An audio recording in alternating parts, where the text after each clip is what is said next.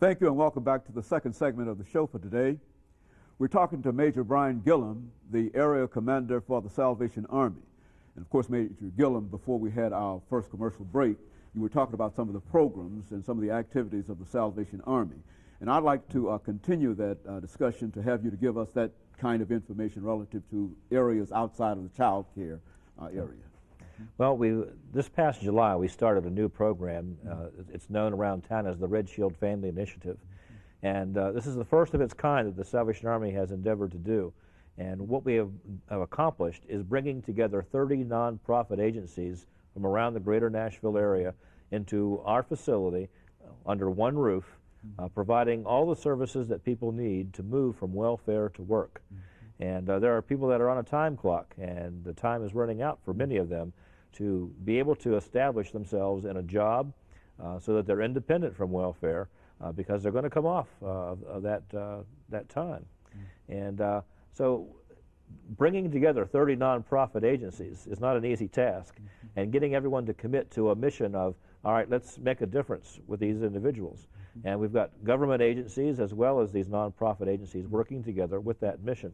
So everything from Department of Human Services and Mental Health to the Salvation Army, obviously, Boys and Girls Clubs of Middle Tennessee, the YMCA, YWCA, Renewal Works, D.D. Wallace Centerstone, Metro Social Services, providing another child care program that focuses on infants and toddler care, and there's 56 infant toddler care slots in that child care center.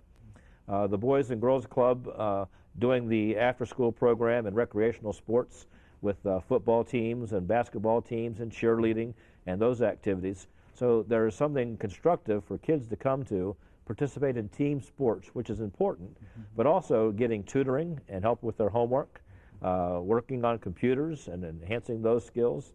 Youth for Christ, My Sister's Keeper, C.C. Winans Foundation, working with girls on teenage pregnancy prevention, just life skills on things to develop.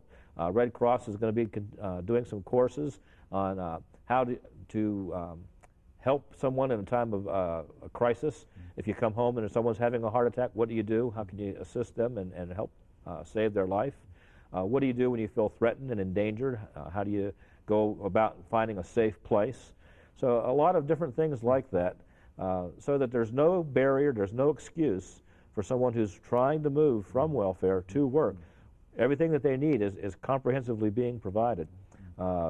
Senior Citizens is joining us here shortly. The Second Harvest Food Bank will have emergency food boxes and baskets.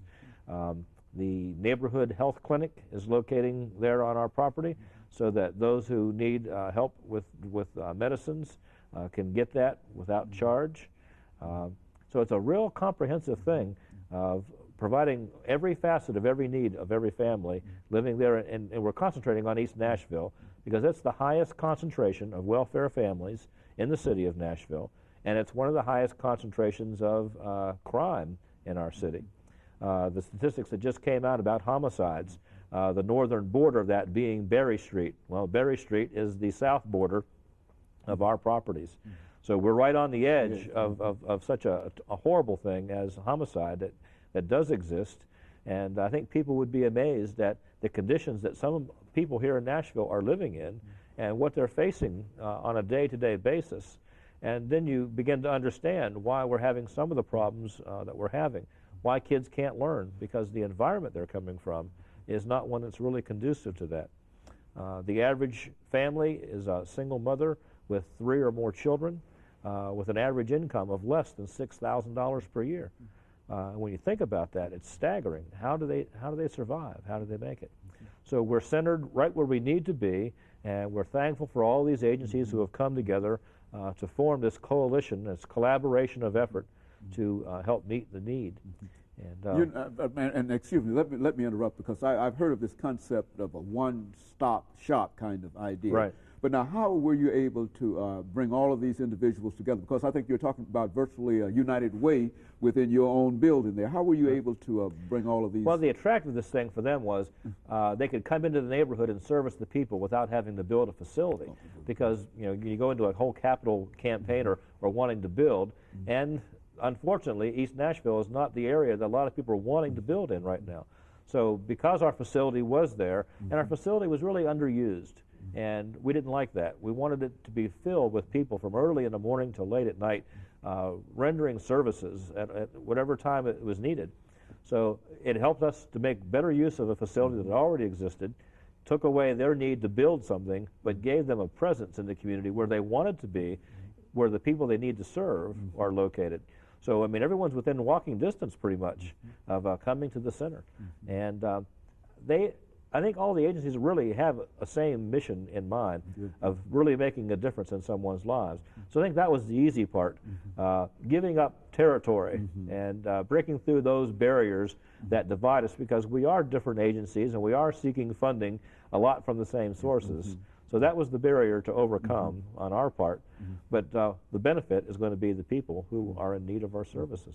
And this is the first attempt at that kind of operation here by the Army or any other social agency? As far as I know, and I know it's the first attempt by the Army, and I think what's happening is good, and the success of our program is causing others to rise and take notice of it, and I think it's going to be copied around the United States. I know we've had several guests coming in from other Army facilities across the country for a National Advisory Board meeting, and they like the idea and the concept, and they're taking the idea back where they are, some in the West, some up in the central part of the country, and are wanting to duplicate what we've accomplished here. So it's a great recognition of the generosity and the spirit of cooperation that exists here in Nashville, that people do want to help their neighbor, and they're willing to put aside whatever differences we might have in our approach of doing that and join in a common cause. You know, Major Gilliam, we're getting ready for our second commercial break, and after which we'll have about 6 minutes. But before we get into that, let's have you to start talking about some of the things that you need. I know to talk about all of the services that you're rendering, there has to be a tremendous need. And I know that you don't get all of this money by standing on the corner and ringing bells, you know. And so after we come back from our second commercial break, we want you to spend the entire period talking about some of the things that you need for the Salvation Army, and how the population, which is already quite generous evidently to you and your organization, what else that they might do in terms of money or in terms of service or whatever, because I think that that's a very, very crucial thing in order to support what you're doing. You're doing a great job, but certainly whatever you're doing, you could probably do it better, and more people are now more familiar with what you're doing. So when we come back after this second commercial break, we'll talk about that. We'll be back with you following this short commercial break.